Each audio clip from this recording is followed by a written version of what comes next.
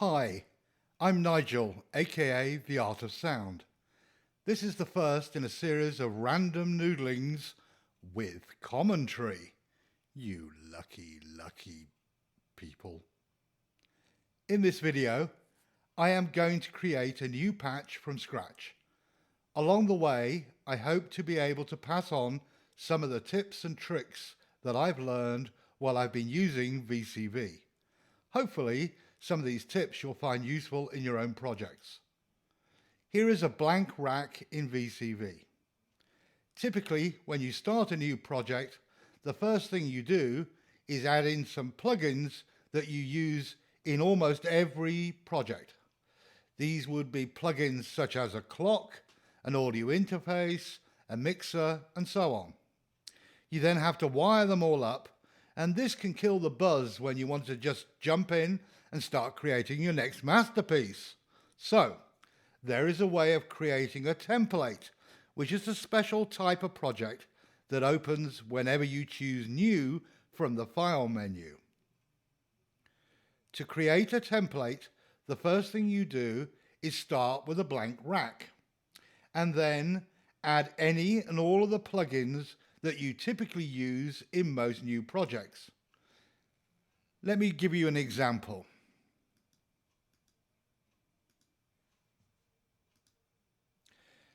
Here I have a clock. Then I have the mixer, in this case the console mixer from VCV, a reverb, 2 delays, and my audio device. The reverb and the delays are connected to the console via the send and return FX.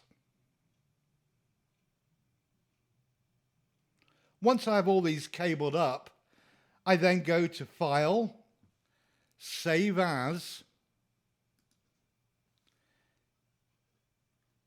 and using the special name template.vcv, I save this to the rack folder.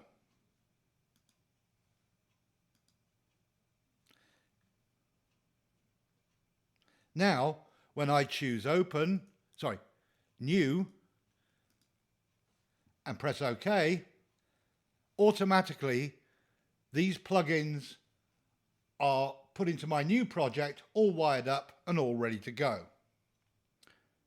However, if you really do want to start a new project without using the template, then what I suggest you do is create a blank project, save it out with a name such as blank.vcv, and save it in the rack directory. Then all you need to do to get a truly blank project started is go to File, Open, choose the blank VCV, press Open, and here is a blank patch ready for you to start. However, today I want to use my template, so I go to File, New, OK, and here is my project with my clock, my mixer, my FX, and my audio interface ready to go and start making music.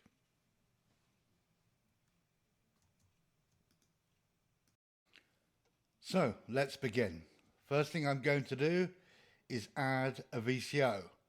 This is the plugin that makes a sound. And in this case, I'm going to use a plugin from Audible Instruments, and it's called Macro Oscillator. This is in fact a VCV version, a port of the Braids module by Mutable Instruments for Eurorack, and is a great little starter oscillator. Here we go. This is Braids.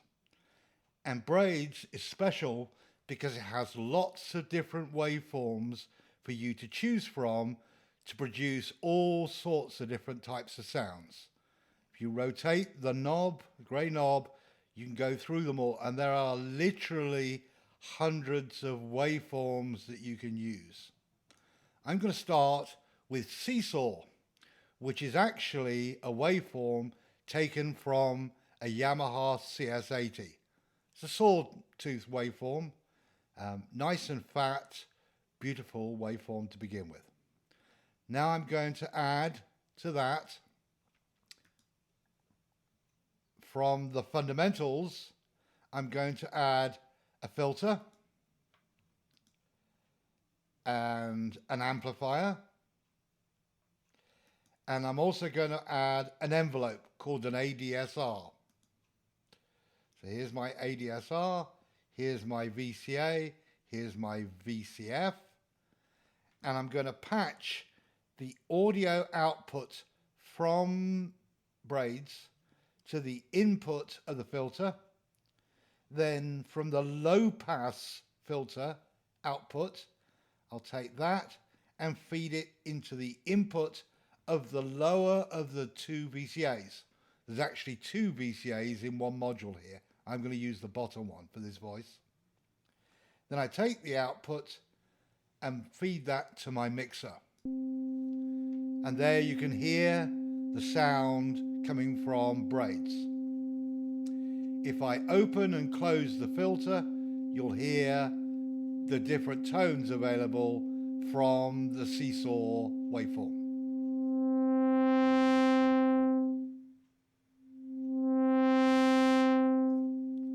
Nice and brassy. Now I'm going to take my envelope, and my envelope gives shapes to the sound. At the moment it's just one long tone, but I actually want it to sound plucked, sort of like a plucked sequence sound. So to do that, I'm going to shut down the attack, shut down the decay, turn up the sustain, and give it a bit of release. Then I'm going to take the output and plug that into the EXP input of the VCA. I'm also going to hold down on a Mac, it's the command key, and I believe it's the command key, the control key on Windows. I'm going to hold it down to take another jack from the output and connect that to the frequency control on the VCF. Okay, so now we have no sound whatsoever. That's because the envelope is sitting here needing to be triggered so you can hear the sound. So to trigger it, we need to use what's called a gate. Here is a gate cord, and I'm going to go and put it into the 8th outputs from my BPM clock. Now you can hear that sound being triggered every 8th note at a tempo of 120 beats per minute. If I change the release, the note will get shorter. If I increase the release, the note will get longer. To get rid of that little click at the beginning, just open the attack slightly.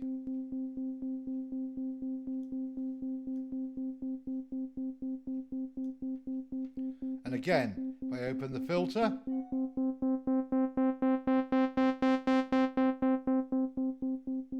you can hear that. And if I change the frequency CV, this determines how much filter is opened within the sound of that envelope.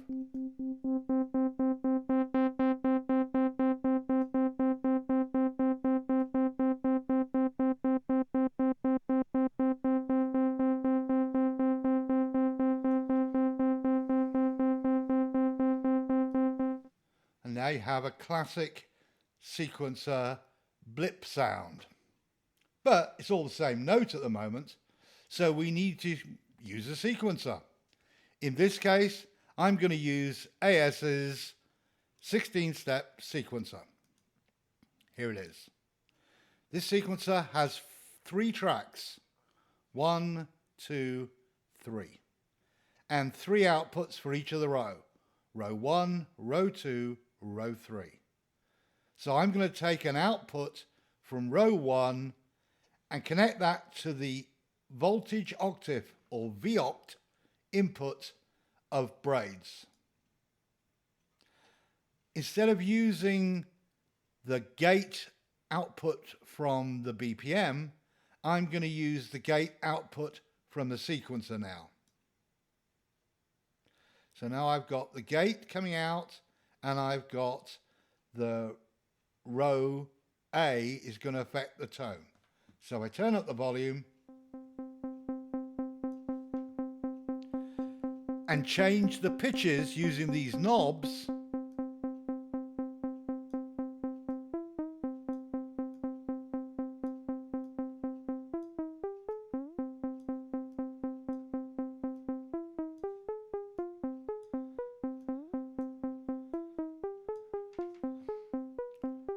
A sort of a musical sequence. But it's all a bit out of tune and doesn't quite sound musical. So what we need to do now is we need to add a couple more modules. The first of which is going to be a quantizer. And what a quantizer does, it takes these pitches and makes them conform to a standard musical scale so they become more musical. To find a quantizer, in the search bar, type quant. And in this case, I'm going to use JW Modules quantizer. It's a very simple, basic quantizer, but works great. And what you do is take the output from row 1 and feed it to the in on the quantizer. Then take the out from the quantizer and feed that into the VOCT input on braids. Now we should have a more musical set of notes.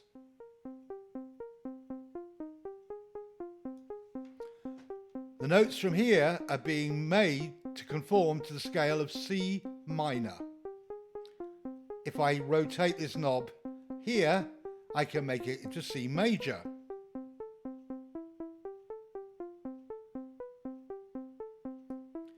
If I rotate it back again, I can make it conform to the scale of C minor. If I want it a different key, I rotate the top knob, say I want it in F, then I rotate it to F, and now it plays in F.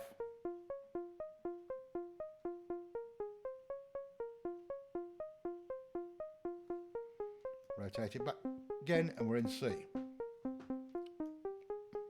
So that's the first of 2 modules I'm going to use. The second module that I want to use, and I'm going to press the run button now to stop the sequence, is a lovely little module called Stack by Bog Audio. So let me just clear the search, scroll down till I see Bog Audio and choose Stack. Stack is a very simple little module, but very useful. What it does is it allows you to change the octave, how high or low a sound is, the note, rather like the key here for each note, and also you can fine tune it so you can create detunes between 2 similar sounding instruments, which makes things sound thicker. But for now, I'm going to just take the output that came from braids and plug it into the output on Stack, and then go from the output on quantizer and plug it into the VOCT on Stack. Now if I play the sequence and I turn the octave switch down 1 step, now the whole sequence plays 1 octave lower. Move it down again, and it's gone down another octave. Move it the other way, now it's up an octave from the original. And again, another octave. And just like the key setting here, if I move this knob, where it says semis, it moves the sound up, the pitch up, by one semitone at a time.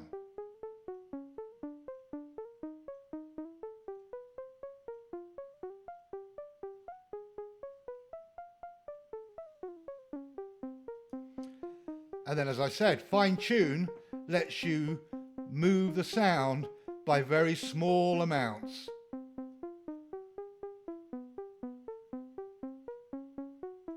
Actually, half a semitone from one end through to the other.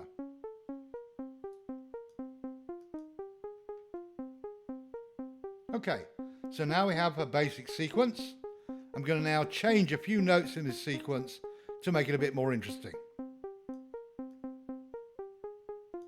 I'm also going to change the length of the pattern. At the moment it's playing for 16 steps, so I'm going to turn that down just to 4 for the time being.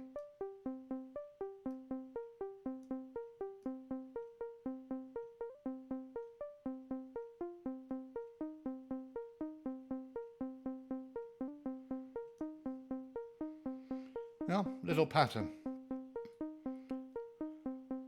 Now, because I've set the tempo at 120 and I've set the delays at 375 for one and 750 for the other, this should give me triplet delay echoes. And I've connected them to the send B of the FX send ports. So if I turn up the FX here,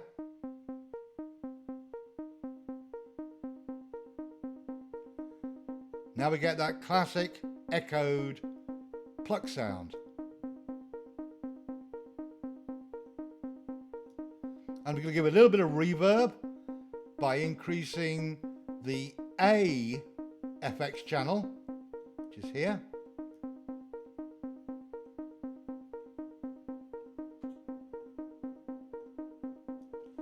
I'm going to turn down the release a little bit.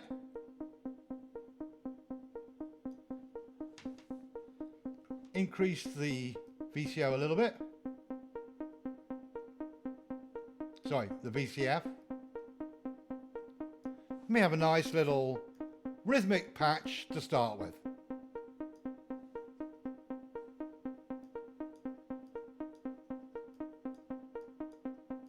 Also, here is the pan. So now I can pan left and right. To the left and to the right. And if you ever want to reset a knob back to its default setting, just right click on it and that sets it to its default position, like this. So that gives you a quick way of getting any knob back to its default setting. Also in the console, there is a mute button here. And notice when I mute it here, the echoes keep playing until they fade out, like this. So it's not a sudden cutoff. However, if I mute it using the master mutes, then everything's cut off, including the FX.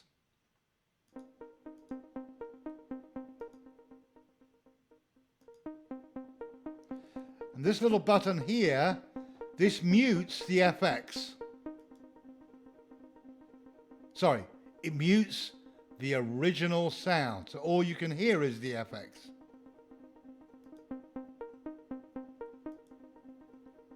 So here, all you're hearing is the FX and none of the original signal.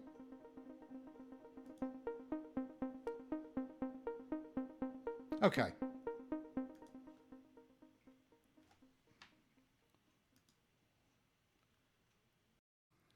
Now, the next thing I want to do is a bit of tidying up and also a bit of synchronization. Synchronization means taking the sequencer and synchronizing it to the speed of the master clock. The master clock at the moment is running at 120 beats per minute. So what I want to do is take the 8th output from the BPM clock, drag a cable, and put that into the input for the external clock. Okay, so now the sequencer will run at the speed coming from this output based on this clock speed. The other thing I'm going to do is take a reset output from the clock and feed that to the reset input on the sequencer. So now, whenever I press this button, the reset will send a signal to the sequencer, and that will reset the sequence so it starts playing from step 1. So I'm going to let it run for a second and show you what I mean.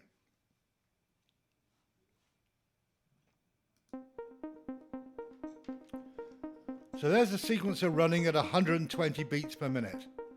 And if I slow down the master clock, the sequence will slow down.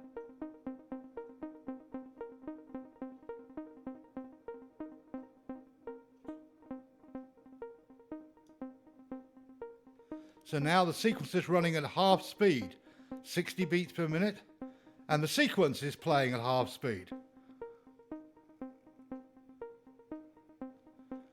If I speed it back up again, now the sequence is running back at 120 because the clock is sending it these signals at 120 beats per minute. And if I press the reset button, you'll hear the sequence reset to play from step 1 again.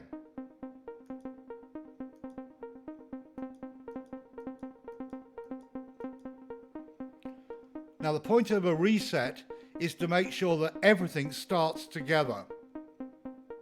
Like for example, if you're using multiple sequences, you want them all to start playing from the first step at the same time, so you connect the resets up, press the reset button, then press the run button.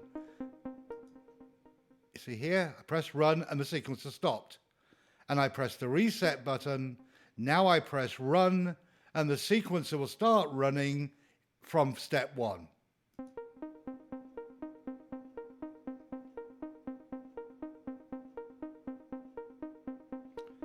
Press stop and the sequencer stops. And again, if you're using multiple sequences or various rhythmic devices such as Euclidean rhythm devices or even LFOs, you can synchronize them all together so that they all start and stop at the same time. Speaking of LFOs, the sound at the moment is okay, but it's a bit static. Not a lot's changing. So I'm going to use an LFO, which is something that creates a frequency that oscillates up and down to change the sound a little. So let's go find an LFO. So I'm going to right click, go to fundamentals and bring out LFO number 1. And here is an LFO. This is the frequency of the LFO. You can see a little light here going green to red, green to red. When it's at red, it's at the bottom of its cycle. When it's at green, it's at the top of its cycle.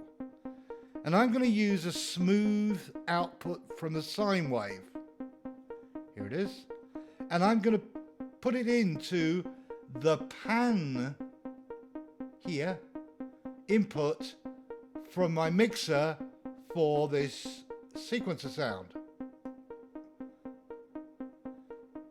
Now if you're wearing headphones,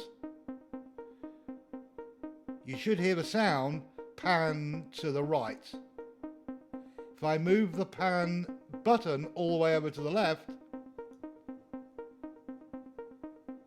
now the sound should be going from left to right to left to right. And if I slow down the frequency, the pan will take longer.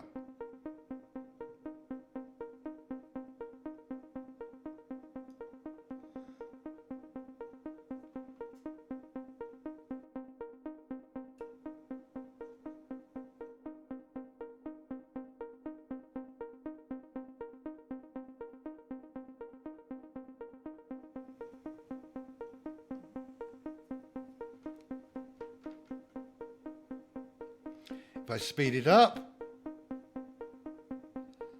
the pan will go left to right faster.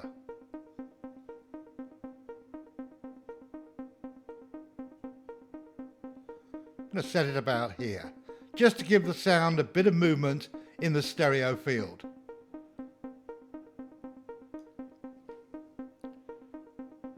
Now, you may not want it to go all the way to the left and all the way to the right. So what we need to do is what's called attenuate the signal. That is, limit the signal either side so it has less of a range. And to do that, we need an attenuator. So I'm going to go here, type in ATTEN and find an attenuator. And there are lots of them. The one I like to use is the B-face dual attenuverter. I'm sorry, not attenuator, attenuverter. So here is a dual attenuverter. There's two of them, one here and one there. And again, I'm going to use the lower one of the two. So I take the output from the sine wave and feed it in to the attenuverter. Then I take the output and feed that back into the pan. Now I change the value here, and as I increase the attenuation, you can hear it moves further and further. And as I narrow it down, it moves less. So if I move the pan back to the center,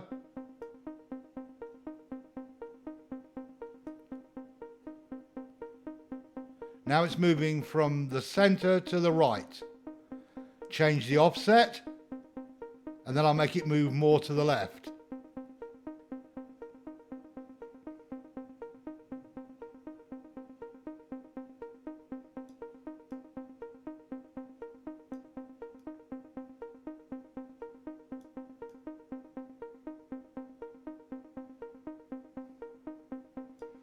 Well, it's nice, not too far left, not too far right, just sort of the middle. And if you can't hear this happening, I suggest you put on a pair of headphones, a pair of cans, and then you'll actually hear the entire effect properly. You might not be able to hear it through computer speakers, for example. Okay, so that's that. Now, I'm going to use another LFO, and the LFO I'm going to use to change the frequency of the filter. So go pull up another LFO.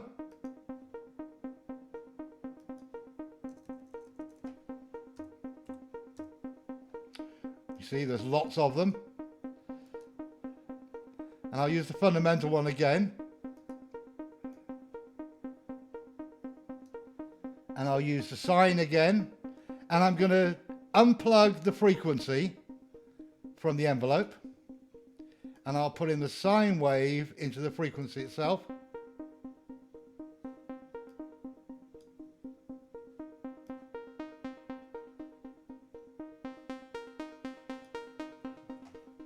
Now you can hear the filter opening and closing in time with the LFO.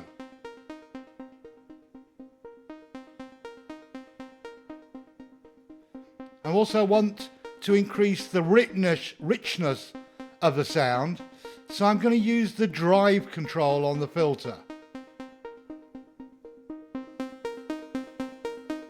Just makes it a little bit grittier, basically a little bit of feedback in there, makes it sound a little richer sound.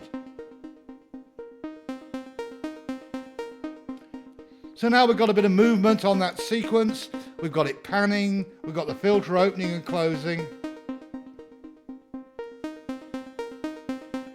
And if I change the level on the amplifier, then it will get harder clicks in time with the envelope here.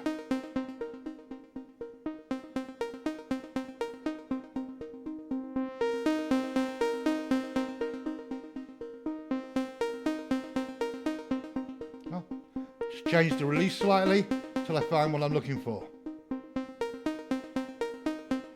That'll do. It's good.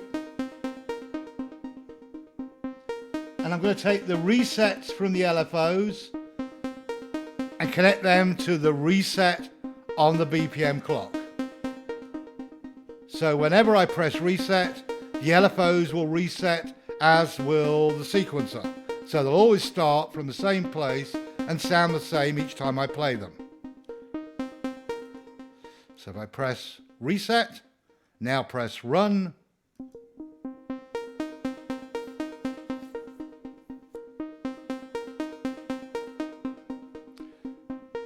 and I might add a bit of resonance to give a little bit more of a sort of squeak to the sound.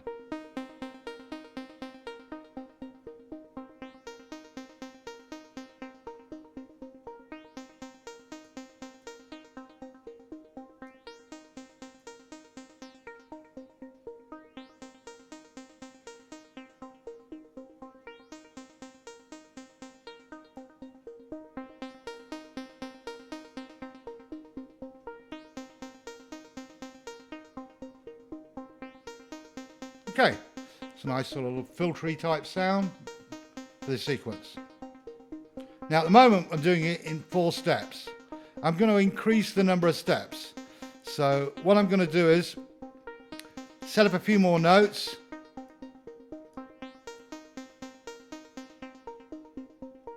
And then increase the number of steps to 8. So it'll play 8 and then start again.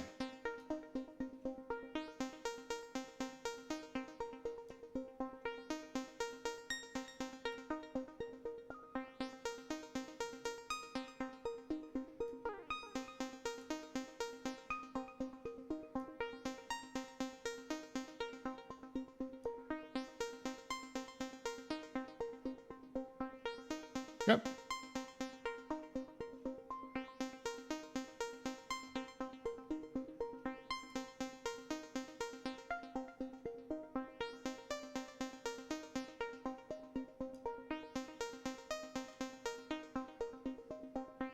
Okay, nice little pattern. Might be able to use that. So that's one voice. Sequencer, braids in saw mode, VCF, VCA, an envelope, and 2 FOs. The LFO is controlling the filter, the ADSR is controlling the amplifier, and then we've got this second LFO going through an attenuverter to change the pan settings in the mixer. We've also added in some delay and some reverb to the sound.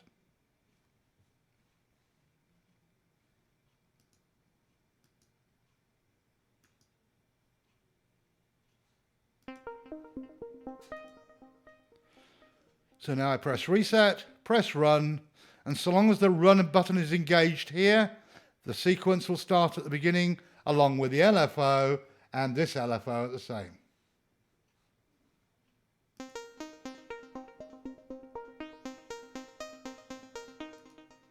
Press again.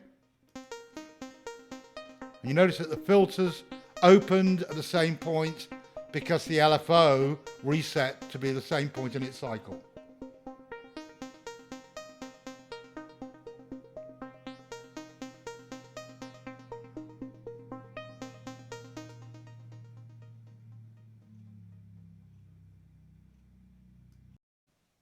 So, a few minutes have passed, and whilst I paused the video, I've added a few more modules to the rack. So let's see what I've done. The first thing is I added a pulse matrix. This is by VCV, and this is the 16-step version, and this is a series of gates to trigger the drum sounds that I'm using in this track. I'm going to use Audio DAF's drum modules, kick, snare, closed and open hi-hats, I'm going to use the 909 sound for the bass drum. I'm going to use the Linn drum for the snare, and then the 808 for the open and closed hi-hats. And what I've done is I've taken the top row from the pulse matrix and taken the gate and added that to the gate of the kick. The second row from the gate output to the gate input on the snare. The third row is for the closed hi-hats, gate out to gate in, and the fourth is the open hi-hats. So that is from gate 4 to the gate input. Then I've taken the outputs into another copy of console, so I have a submix for my 4 percussion sounds. And I'll probably use some of these other channels maybe for the bass later on.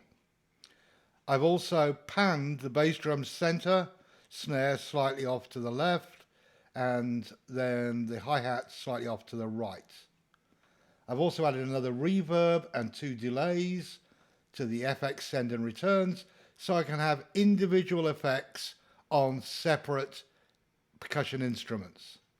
I've then taken the master left and right out and put them into channels 7 and 8 of the master mixer and pan those hard left, hard right, so I get the stereo image coming from this mixer. Now the other things I've done is I've taken the clock from the 16th of a beat output from my master clock and put that to the clock input, and I've also put the clock into here, and I've taken the reset from here and added it to the reset from the master clock. So when I press reset on here, it resets the pulse matrix, so it begins at the same time as the sequencer and the LFOs. Keeps everything nice and synchronized. So let's have a listen to each of these parts.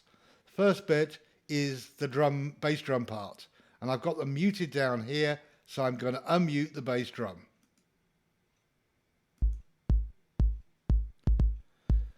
Just a straightforward, at the moment, 4 to the floorish type bass drum. Now I've also added a snare on every 4th and 12th beats. I've added a bit of reverb to the snare.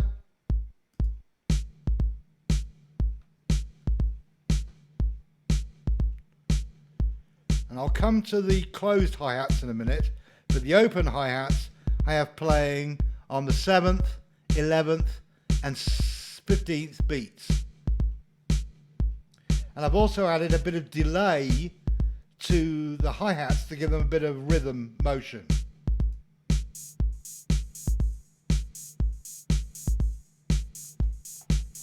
Now if you look carefully at the closed hi-hat rows, you'll see that's changing all the time, and that's because I took a signal from the last gate of the instruments into the random input for track number 3.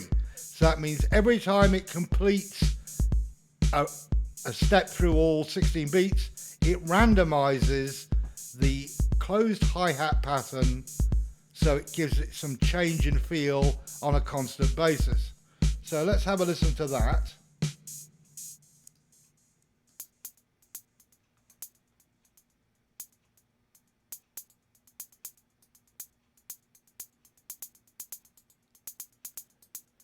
And again, I've added some delay to this to give it some rhythmic variety. If I add now the open hi-hats,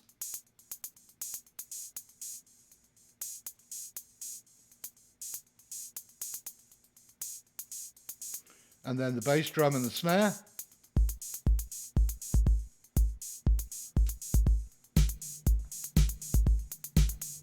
and that's our rhythm section. Very basic, but it's got a little bit of randomness in it, so it's not playing the same all the time, and you know, it just is a simple groove to work with.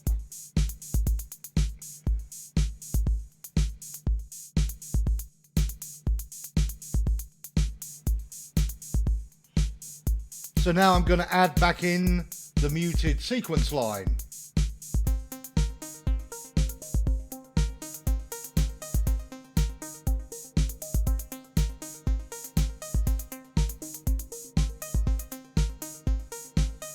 Don't like that last note of the pattern, so I'm going to change it.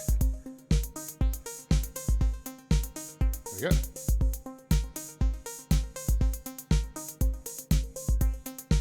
That's better. So it sounds like down an octave.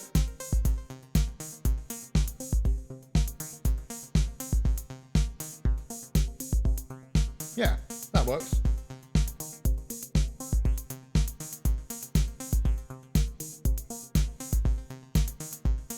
And now, of course, I can automatically mute these whenever I want to.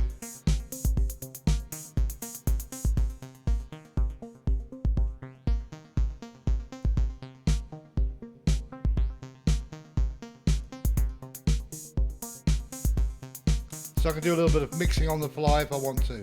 And again, I can automate these later, which I might do in a later video. So, that's the first part of this random noodling. We've created a step sequence using braids. We've given it a bit of variety in terms of tone by automating the filter to open and close with an LFO. And we've also given it a little bit of panning using this LFO so it pans left and right a bit.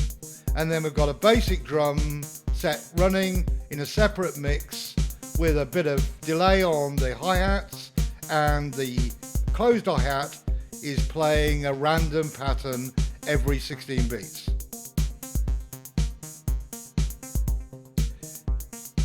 In the next random noodling, I will be adding a bass line to this and some chord changes and whatever else comes to mind, and we'll see where it takes us. Hope you enjoyed it. If you did, please leave me a note in the comments. I would really appreciate it. And if you want to hear more of these, please subscribe, and I'll try and get one of these up as soon as possible. Thanks for spending your time with me today. It was much appreciated.